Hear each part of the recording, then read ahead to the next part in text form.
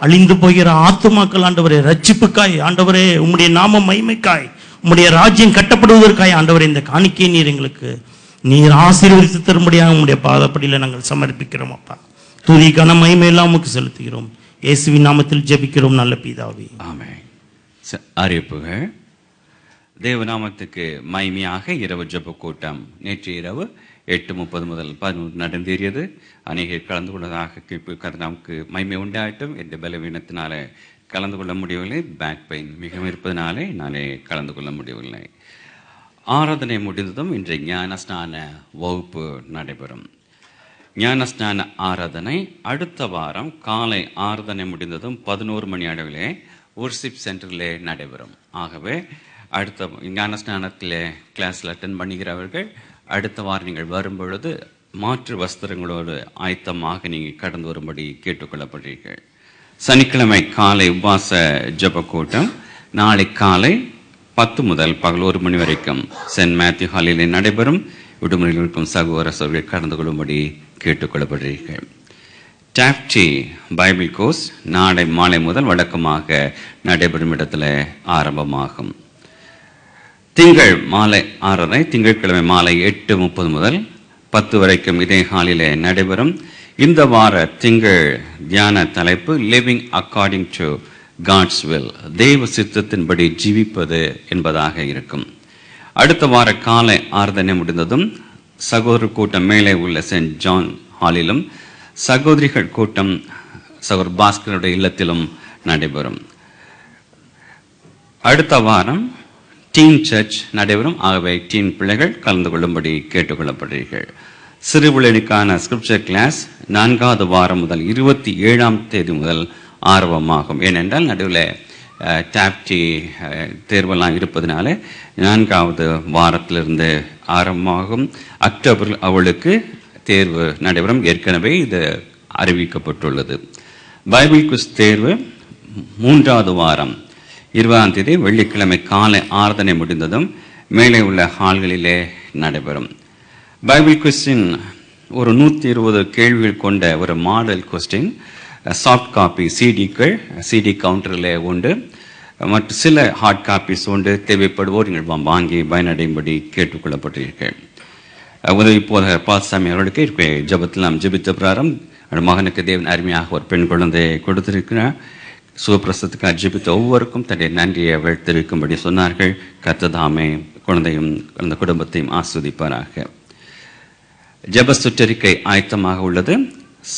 கூட்டம் முடிந்த ஏற்பாடு சகோதரர் ஸ்டீவிடமும் சகோதரிகள் சிஸ்டர் ஹில்டா பாபிடம் வாங்கிச் செல்லும்படி கேட்டுக்கொள்ளப்பட்டீர்கள்.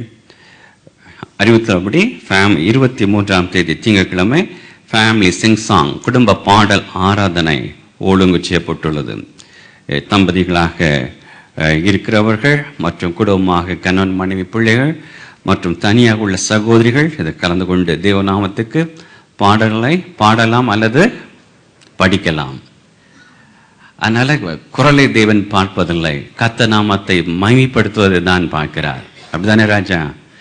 எப்படி குரல் காக்கா குரல் மாதிரி இருந்தாலும் பரவாயில்லை, கர்த்தர் அதில் பிரியப்படும் தேவனாக இருக்கிறார். அதனாலே நீங்கள் கலந்து கொண்ட தேவநாமத்தை மகிமைப்படுத்தும்படி கேட்டுக்கொள்ளப்படுறீர்கள். அவர் கலந்து கொள்ள விரும்புகிறவர்கள் அருமையான தம்பி சகோதரி தயாளன் அவரிடம் பேரை கொடுக்கும்படி கேட்டுக்கொள்ளப்படுகிறீர்கள். இப்பொழுதும் நம்ம ஒரு உயிருள்ள சாட்சியை 2 நிமிடம் தான், 2-3 நிமிடம் ஜோதி அவளுக்காக நாம் ஜெபித்தோம். கர்த்தர் அற்புதமாக கிருபையாக அந்த மேஜர் ஆபரேஷன் கரமிருந்து பத்திரமாக கொண்டு வந்து சேர்த்து நம்ம மக்களை சாட்சி சொல்லத்தக்கதாக கிருபை செய்தார். கர்த்தர் நாமத்துக்கு மகிமை உண்டாகட்டும். ஹல்லேலூயா. கர்த்தர் ஸ்தோத்திரம். அது கையில் மைக் கொடுங்க.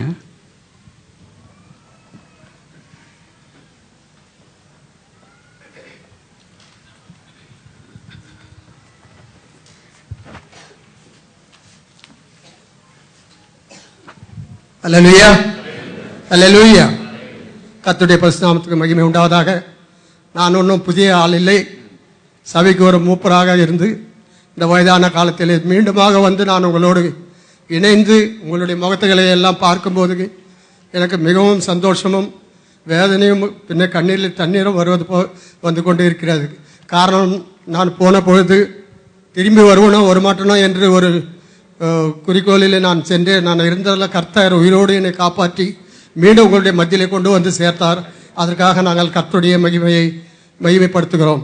மேலும் எங்களுக்காக நாங்கள் ஊருக்கு ஆப்ரேஷனுக்கு போவதற்கு முன்னதாக நம்முடைய சபை போதுகிறோம் சபை அம்மாவை 2 பேரும் வந்து 2 நாளைக்கு முன்பாக ஜெபித்து, நீங்கள் ஒன்றும் பயப்பட வேண்டாம், கர்த்தர் பெரியவர், நீங்கள் எதற்கும் பயப்படாத, நீங்கள் போங்கள், கர்த்தர் பெரிய காரியம் செய்வார் என்று தைரியத்தை கொடுத்து, பாஸ்டர் அம்மாவும் கர்த்தர் பெரியவர் என்று நீ எப்பொழுது நீ கர்த்தரை நோய்க்கொண்டு என்று சொல்லி எங்களை வழி அனுப்பினார். அதே போல் நாங்கள் ஊரில் இருந்தபோது நல்ல ஒரு ஆப்ரேஷனும் நல்ல ஒரு ஹாஸ்பிட்டலும் நல்ல கிடைத்தது. கர்த்தர் அற்புதமாக ஆப்ரேஷன் செய்து முடிக்க கிருபை செய்தார். 3 நாளுக்கு பிறகு தான் எனக்கு ஆப்ரேஷன் செய்த பிறகு எனக்கு உயிர் வந்திருக்கிறது என்று நான் உண்மையை உணர்ந்தேன். கர்த்தர் பெரியவர். மீண்டும் எனக்காக ஒவ்வொரு மக்களும் அநேகர் ஒவ்வொரு வாரம் சனிக்கிழமை, திங்கட்கிழமை, வெள்ளிக்கிழமையிலே ஒவ்வொரு சிறு பிள்ளையிலிருந்து பெரியவர்கள் வரை எனக்காக ஜெபித்து கொண்டே இருந்தீர்கள். உங்கள் அனைவருக்கும் என்னுடைய நன்றியை தெரிவித்துக் கொள்கிறேன். மேலும் எனக்காக அநேகர் ஃபோன் செய்து பேசினார்கள்.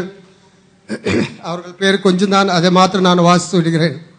பிரதர் ஆல்பர்ட் மெல்கியாஸ் அவர்கள் வந்து வீட்டிலே நாங்கள் எப்பொழுது சென்றாலும் ஊருக்கு உடல்நலம் இல்லாமல் இருந்தாலும் நாங்கள் விருதாக ஊருக்கு சென்றாலும் ஒவ்வொரு வருடமும் ஒவ்வொரு முறையுமாக வந்து அவர்கள் குடும்பமாக வந்து எங்களுக்காக அவர் ஜெபித்து அவர் எங்களுக்காக பல உதவிகளை செய்துவிட்டு தான் போகிறார். கர்த்தர் அவரை நல்ல விதமாக ஆசீர்வதிப்பார். அவருடைய கைவின் பிரயாசத்தை 2 மடங்காக செய்வார். டேவிட் அண்ட் ஃபேமிலி அடிக்கடிக்கு ஃபோன் செய்து கேட்டுக்கொண்டே இருந்தார்கள். அதே போல் நோபல் ஜெயராஜ் அவர்கள் எனக்கு அநேக முறை ஃபோன் செய்தார்கள். அவருடைய மனைவி மெட்ராஸில் இருக்கும் சிஸ்டர் அவர்கள் ஃபோன் செய்து, ஜெயராஜுடைய பிரதர் அங்கே கோயம்புத்தூரில் தான் இருக்கிறார், அவர் முன்பு இங்கே இருந்தவர், அவரும் அவர் மனைவி வந்து ஹாஸ்பிட்டலில் எனக்கு ஃபோன் செய்து விட்டு வந்து ஜெபித்து 2 முறை ஜெபித்தார்கள், வந்து போனார்கள். மேலும் அலெக்ஸ் என்ற பிரதர் நம்முடைய சபையில் இருந்தார், அநேகர்களுக்கு தெரியும். அலெக்ஸுடைய ஒய்ஃப் அங்கே தான் இருக்கிறார்கள், அவர்களும் வந்து எங்களுக்காக ஜெபித்தார்கள். பிறகு ராஜீவ் குடும்பத்தாருக்கும் எட்வின் குடும்பத்தாருக்கும் குமார் பிரதர் ஜெயராஜ்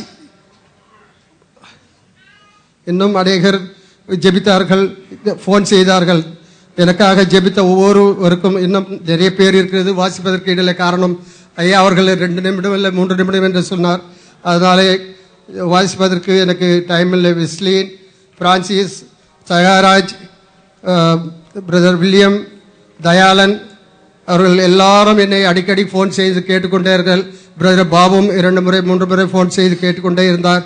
அதே போல நீங்கள் அவர்கள் ஃபோன் செய்தார்கள், ஆனால் மற்றவர்கள் எனக்காக ஒவ்வொரு நிமிடமும் நீங்கள் ஜெபித்துக் கொண்டே இருந்தீர்கள். அதற்காக என்னுடைய மனமார்ந்த வாழ்த்தை நான் தெரிவித்துக் கொள்கிறேன். மீண்டும் நான் உங்களுடைய மத்தியிலே நிற்பதும் நிர்மூலமாகாது இருப்பதும் கர்த்தருடைய சுத்த கிருபை என்று தான் நான் சொல்ல முடியும். காரணம், இன்று ஜீவனோடு தேவன் கொண்டு வந்து இந்த இடத்துல நிறுத்தினதற்கு உங்களுடைய ஜெபம் தான் என்னை தாங்கினது என்று நான் உணர்கிறேன். நம்முடைய சபையின் ஜெபம் எவ்வளவு தூரத்தில் இருந்தாலும் கர்த்தர் அந்த ஜெபத்தை கேட்டு எனக்கு அற்புதமாக எல்லா காரியங்களையும் செய்தார். அதற்காக நாங்கள் நன்றியுள்ளவர்களாக இருக்கிறோம். மீண்டும் இருக்கும் சிறிய சிறிய வேதனைகளிலே கர்த்தர் அற்புதம் செய்து அதை குணமாக்க என்ற நம்பிக்கையிலே இருக்கிறேன். நான் 2 நாட்களாக வந்து டியூட்டியை செய்துவிட்டேன். இப்போதும் நாங்கள் கார் ஓட்டி கொண்டு வந்து சர்ச்சைக்கு வந்தேன். அதற்காக கர்த்தர் செய்த அற்புதத்திற்காக நான் ஜெபிக்கிறேன். கர்த்தருடைய நாமம் பரிசுத்தப்படுவதாக. கரங்களை தட்டி கத்தாமத்தை மயப்படுத்த கத்தாம் ஸ்தோத்திரம் உண்டாகட்டும். நாம் செய்திக்காக கடந்து செல்வாக அவரிடம் தலையை தாழ்த்தி கர்த்தருடைய வார்த்தைக்காக நான் ஜெபிப்போம். ஜலதாப்பனே, இந்த அருமையான ஆசிக்கப்பட்ட இந்த மன மகிழ்ச்சியின் இந்த மாதத்தின் முதல் ஒரு நாளுக்காக நாங்கள் நன்றி செலுத்துகிறோம்ப்பா. இந்த நாள் கர்த்தருடைய சமூகத்தில் குடும்பமாக கூடி கர்த்தர் நாமத்தை நாங்கள் ஒருமித்து உயர்த்தத்தக்கதாக, ஸ்தோத்தரிக்கத்தக்கதாக, கர்த்தருடைய வார்த்தை கேட்கத்தக்கதாக ஜீவித்தில் கொடுத்த விலையேறப்பட்ட நேரத்துக்கு நன்றி அப்பா. இப்பொழுது இந்த செய்திக்கு விரோதமாக கிரியை செய்யும் எல்லாவித அந்த அரசக்திகளை, டிஸ்டர்பன்ஸ் ஸ்பிரிட்டுகளை, தூக்கத்தின் ஆவிகளை, சோர்வின் ஆவிகளை நான் இயேசு கிறிஸ்து நாமத்தில் கடிந்து நிர்மூலமாக்குறோம். கொடுக்கப்பட்ட வார்த்தை அடியனுக்கும் ஒவ்வொருவருக்கும் பிரயோஜனமாக இருக்கத்தக்கதாக ஆசீர்வதித்து கொடுப்பீராக. சகல துதி கனமக்கு செலுத்துறோம். பேசும் தாசனை திருத்தத்துக்குள் மறைத்துக் கொள்வீராக. எல்லா வல்ல கர்த்தர் இயேசு கிறிஸ்துவினால் ஜெபிக்கிறோம் பரமபிதாவே. ஹல்லேலூயா. கர்த்தருக்கு ஸ்தோத்திரம் உண்டாகட்டும். செய்தியின் ஆதார வசனமாக 1 தெசலோனிக்கேயர் 5:23. சமாதானத்தின் தேவன் தாமே உங்களை முற்றிலும் பரிசுத்தமாக்குவாராக. உங்கள் ஆவி, ஆத்துமா, சரீரம் முழுவதும் நம்முடைய கர்த்தராகிய இயேசு கிறிஸ்து வரும்போது குற்றமற்றதாய் இருக்கும்படி காக்கப்படுவதாக. கர்த்தருக்கு ஸ்தோத்திரம் உண்டாகட்டும். நம்முடைய சபையில் அநேக நல்ல செய்திகள் கேட்கிறது. கிருபை செய்தார் என்ற கடந்த திங்கட்கிழமை அருமையாக தம்பி குமார் எடுத்த செய்தி மிகவும் பிரயோஜனமாக எனக்கு இருந்தது. சாபங்களிலிருந்து விடுதலை என்று தம்பி அழகாக சொல்லி வந்த வசனங்களிலே தொடர்ந்து ஏற்கனவே நான் ஆயத்தப்படுத்தி வந்தது காரியம் தொடர்வதனாலே கர்த்தருடைய ஆவியானவர் மகன் மூலமாக பேசினதுக்காக நான் நன்றி செலுத்துகிறேன். தேவன் தாமே பிள்ளையை ஆஸ்வதிப்பாராக. சில கேட்கும் சத்தியமாகத்தான் இருக்கும். பழைய உபதேசம் புதிதாக அநேகர் வந்திருப்பதனாலே பழையவர்கள் பொறுத்து கொள்ளும்படி அன்புடன் கேட்டுக்கொள்ளப்படுறீர்கள். வேதத்தில் உள்ள சில மூல உபதேசங்களை குறித்து தப்பிதமாக புரிந்து கொள்வதற்கு சந்தர்ப்பம் உண்டு, குழம்பி போய்விடுவது உண்டு. அவைகளை நான் தொட்டுவிட்டு நம்முடைய இன்றைய செய்தியுடைய சப்ஜெக்ட் ஆகிய பரிசுத்தமாக்கப்படுதல் என்பதை குறித்து நாம் தியானிக்க இருக்கிறோம். ஏனென்றால் ஏன் இந்த குழப்பம்?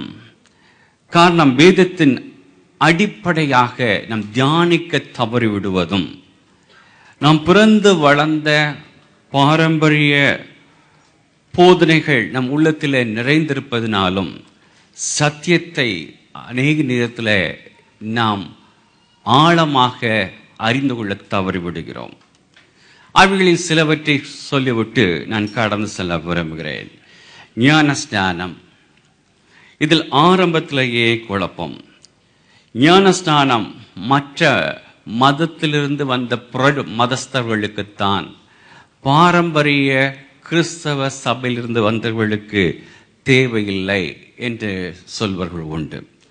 அது மட்டும் உண்மையாக இருக்கும் என்றால் முற்றிலுமாக பரிசுத்த ஆவியினாலே பிறந்த கர்த்தராகிய இயேசு கிறிஸ்து ஞானஸ்நானம் எடுக்க தேவை இருந்திருக்காது. ஞானஸ்நானத்தில் அடுத்த குழப்பம், நான் சிறுபிள்ளையாக இருந்த பொழுதே என் பெற்றோர்கள் எனக்கு ஞானஸ்நானம் கொடுத்து விட்டார்கள். வேதம் சொல்லுகிறது ஒரே ஒரு ஞானஸ்நானம் தான் என்று நான் எடுத்து விட்டேன். தவறு. வேதத்தில் எந்த இடத்திலும் சிறு பிள்ளைகள் ஞானஸ்நானம் என்று குறிப்பிடவில்லை, பிரதிஷ்டை என்று தான் சொல்லப்பட்டிருக்கிறது. அந்த ஞானஸ்நானம் என்ற பதத்திலேயே அதன் அர்த்தம் உள்ளது. ஞானம் வந்த பின் எடுக்கும் ஸ்நானம்.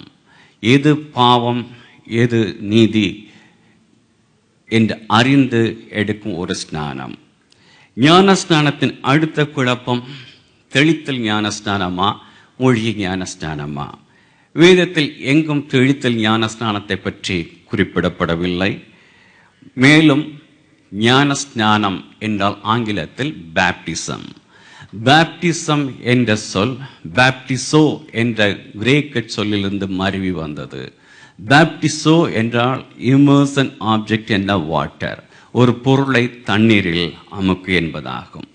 மேலும் சில ஞானஸ்நானம் எடுத்துட்டால் ரட்சிப்பு அடைந்து விடலாம் என்று தவறாக நினைப்பதுண்டு. அப்படி இல்லை. ரட்சிப்பு அடைந்ததுக்கு அடையாளமாக எடுக்கப்படுவதுதான் ஞானஸ்நானம். உள்ளான மனதில் மனுஷனுக்கு ஏற்பட்ட மாற்றத்தை வெளியாக பறைசாற்றி தேவனோடு செய்யும் ஒரு நல் மனசாட்சியின் உடன்படிக்கை தான் ஞானஸ்நானம். அடுத்த ஒரு குழப்பம் கர்த்தருடைய பந்தியை பற்றி இருக்கும். சில இதனை நான் உட்கொள்ளும் பொழுது ரட்சிப்படைந்து விடுவேன் என்று நம்புவது உண்டு. அதாவது இதனை உட்கொள்ளும் பொழுது என்ற பாவம் மன்னிக்கப்பட்டு நான் உடனடியாக ரட்சிப்புக்குள்ளாக மாறுகிறேன் என்று அல்ல. இதை நீங்கள் 1000 முறை உட்கொண்டும் தேவராஜ்யத்திற்கு புறம்பாக இருக்க முடியும் என்றால் முடியும். ரட்சிப்படைய கர்த்தராகிய இயேசு கிறிஸ்துவை உடைய சொந்த இருதயத்திலே விசுவாசித்து வாயிலே அறிக்கையிடும் பொழுது நீங்கள் ரட்சிப்படைகிறீர்கள். அந்த ரட்சிப்புக்கின் அடையாளமாக நீங்கள் ஞானஸ்தானம் பெறுகிறீர்கள். ஞானஸ்தானம் பெற்றவர்கள் பரிசுத்தமாகி விட்டார்களா? அல்ல, பரிசுத்தத்திற்கு அழைக்கப்பட்டிருக்கிறோம். அவ்வாறு இருக்கும் பொழுது இந்த உலகத்திலே அநேக பாவங்கள் நம்மை சூழ்ந்திருக்கும் பொழுது தவறுகிறோம். தெய்வ சமூகத்திலே சபையாக கடந்து வரும் பொழுது நம்மை நாமே நிதானித்து செய்த காரியங்களை தெய்வ சமூகத்தில் அறிக்கையிட்டு முழுகினவன் முற்றும் சுத்தமாகியிருக்கிறான், ஆனாலும் தான் கால்களை கழுவ வேண்டும் என்று தெய்வ சமூகத்தில் அறிக்கையிட்டு இதில் பங்கும் பொழுது தேவனோடு ஐக்கியம் கொள்கிறாக மாறுகிறோம். இதை தேவன் ஒரு சாக்கிரமந்தாக தேவன் சபைக்கு கொடுத்திருக்கிறார். இதெல்லாம் பங்கு பொழுதெல்லாம் நாம் பெற்று அனுபவிக்கும் இந்த மகா பெரிய ரட்சிப்புக்காக கல்வாரி சிலுவையிலே தெய்வகுமாரன் பட்ட பாடுகளை நினைவு கூறத்தக்கதாகவும் தேவன் இதை நமக்கு கொடுத்திருக்கிறார். திருத்துவத்தை குறித்து சில குழுப்போதுண்டு சில மதத்தினர் வேண்டும் என்று கிறிஸ்தவர்கள் 3 தெய்வத்தை வணங்குகிறார்கள் என்று சொல்பவர்கள் உண்டு. அல்ல, நாம் ஆராதிக்கும் தேவன் ஒருவரே, ஜீவனுள்ள தேவன், பிதா குமாரன் பரிசுத்த ஆவியின் திருத்துவத்தை உடைய தேவன் நம்முடைய தேவன். அதில் எந்த குழப்பமும் இருக்கக்கூடாது.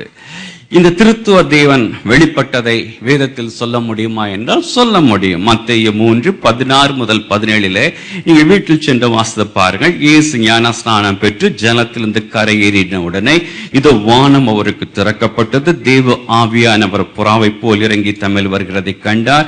அன்று வானத்திலிருந்து ஒரு சத்தம் உண்டாகி, இவர் நேசகுமாரன், இவர் மேல் பிரியமாய் இருக்கிறேன் என்று அங்கு பிதா குமாரன் பரிசுத்த ஆவியின் திருத்துவத்தை வெளிப்படுவதை நாம் காண முடியும். இன்னும் இயேசு கிறிஸ்துவின் ரத்தம், அவருடைய 2ஆம் வருகை, இவளை குறித்தெல்லாம் அநேக குழப்பவார்கள் உண்டு. அனைவரை குறித்து நாம் சபையிலே ஆழமாக நாம் சிந்தித்திருக்கிறோம். இந்த கால நேரத்திலும் பரிசுத்தமாக்கப்படுதல், இதைத்தான் நம்முடைய செய்தியை ஆதார வசனத்துல நாம் வாசிக்க கேட்டோம். மீண்டும் ஒரு வாசியுங்கள் ராஜன். சமாதானத்தின் தேவன் தாமே உங்களை முற்றிலும் பரிசுத்தமாக்குவாராக. உங்கள் ஆவி ஆத்துமா சரீரம் முழுவதும் நம்முடைய கர்த்தராகிய இயேசு கிறிஸ்து வரும்போது குற்றமற்றதாய் இருக்கும்படி காக்கப்படுவதாக. இந்த பரிசுத்தமாக்கப்படுதல் என்ற காரியத்திலே அநேக தாங்களே குழம்பி போவதும் உண்டு, அல்லது சில சபையுடைய போதனைகள் குழப்புவதும் உண்டு, அல்லது நல்ல ஆவிக்குரிய சபையில் இருக்கும் மகா பரிசுத்தவான்கள் என்று நான் சொல்லுவேன். அதாவது மகா பரிசுத்த ஸ்தலத்தை கடந்து சென்று விட்டவர்கள், அவர்கள் தாங்கள் குழப்பது மட்டுமில்லாமல் நல்ல பிள்ளைகளையும் குழப்பி விடுவார்கள். இது நிமித்தமாக எத்தனையோ நல்ல ஆத்துமாக்கள் இந்த கிறிஸ்துவே வேண்டாம், இந்த கிறிஸ்தவம் வேண்டாம், அல்லது இந்த ஆவிக்குரிய சபையே வேண்டாம் என்று தாங்கள் எங்கு வந்தார்களோ அங்கு திரும்பி போய்விட்டவர்களும் உண்டு. சில தங்களையே பரிசுத்தவான்கள் பூர்ணப்பட்டவர்கள் என்று நினைத்துக் கொள்வதனால் தான் இந்த பிரச்சனை. இவளைத்தான் கிறிஸ்து இயேசு மத்தேயு 7:3-5 கண்டிப்பதை நாம் காண முடியும். நீ உன் கண்ணில் இருக்கிற உத்திரத்தை உணராமல் உன் சகோதரன் கண்ணில் இருக்கிற துரும்பை பார்க்கிறது என்ன? மாயக்காரனே, முன்பு உன் கண்ணில் இருக்கிற உத்திரத்தை எடுத்து போடு, பின்பு உன் சகோதரன் கண்ணில் இருக்கிற துரும்பை எடுத்து போட வகை பார்ப்பாய். ஆம், அநேக நேரங்களில் தங்களுடைய ஜீவத்தில் இருக்கும் இதை உணராமல் மற்ற வளர்ந்து கொண்டிருக்கும் பிள்ளைகளை நீ அவ்வாறு செய்யவில்லை, இவ்வாறு இல்லை என்று சொல்லும் பொழுது பிள்ளைகள் சோர்வதற்கு உண்டு. நல்ல விசுவாசிகள் ஆனால் தவறான இந்த பரிசுத்தமாக்குதல் என்பதை புரிந்து கொண்ட நிமித்தம் தாங்கள் பெற்றுக்கொண்ட அபிஷேகம், தாங்கள் பேசும் ஆன்மீக பாஷை, இவைகள்தான் பரிசுத்தத்தின் நிறைவு என்று தவறாக வேதத்தை புரிந்து கொண்டு தாங்கள் இடறுவதுமின்றி மற்றவர்களையும் இடறி விடுவது உண்டு. இது பொதுவாக நம் எல்லா ஆவிக்குரிய சபையில நாம் காண முடியும். நம் அபிஷேகத்தை பெற்று தேவனோடு தனி ஜெபத்தில் அந்நிய பாஷை பேசுவர்களாக காணப்படுவோம் என்றால் கொலோசியர் 4:6 நம்முடைய வார்த்தைகள் எப்பொழுதும் கிருபை பொருந்தியதாக அவைகள் இருக்க வேண்டும்.